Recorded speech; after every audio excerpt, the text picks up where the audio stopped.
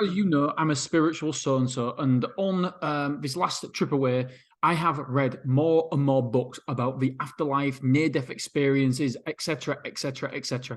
This book is called After, Dr. Bruce Greyson, and the headline is A Doctor Explores What Near-Death Experiences Reveal About Life and Beyond.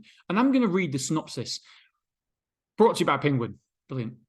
What happens when we die? 10% of people whose hearts stop and then restart report near-death experiences, stories of lights, tunnels, and reunions. Couldn't read that then. Reunions with late loved ones who have been relayed and dismissed since ancient times. I'm such a good reader. But when Dr. Bruce Greyson patients started describing events that he could not simply dismiss, he began to investigate. In After, he shares the scientific relationships of 4 decades of research into dying process.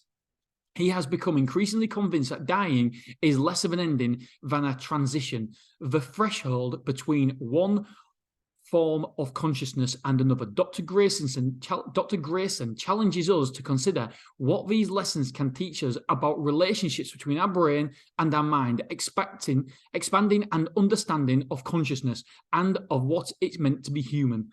Brilliant book, brilliant book, absolutely fantastic. And after this book, he actually interviewed somebody called, I'm going to get up my phone now, somebody called Dr. Eben Alexander, Proof of Heaven, and he's another doctor and who's had a past experience, and we're going to get into this in next Saturday's episode.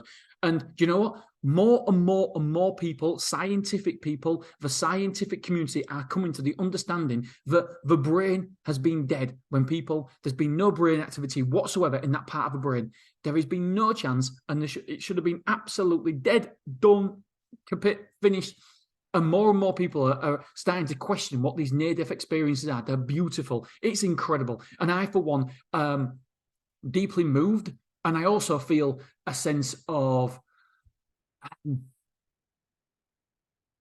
I just feel comforted, a sense of comfort. I feel more comforted by reading about this. So my internal beliefs are we do not die. We're souls having a human experience, and there is many dimensions that we cannot see yet. However, I think in 10, 20, 30 years, people are becoming more and more awake. And I, for one, absolutely love it. If this sparks anybody's interest, I really recommend you reading this book because it's really helped me and it's given me a sense of comfort. All right. I love you. I appreciate you. And I'll see you tomorrow.